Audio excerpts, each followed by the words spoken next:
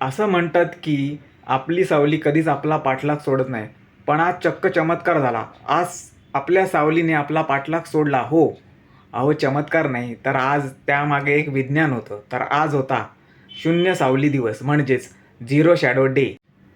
म्हणजेच वर्षातील असा एक दिवस जेव्हा सूर्य बरोबर डोक्यावर 90 अंशाच्या कोनामध्ये येतो आणि त्यामुळे उभ्या असलेल्या माणसाची सावली किंवा कोणत्याही उभ्या असलेल्या वस्तूची सावली बरोबर त्याच्या खाली येते. त्यामुळे असा भास निर्माण होतो की सावली गायबच झाली आहे काही क्षणांसाठी. तर तो आज दिवस होता.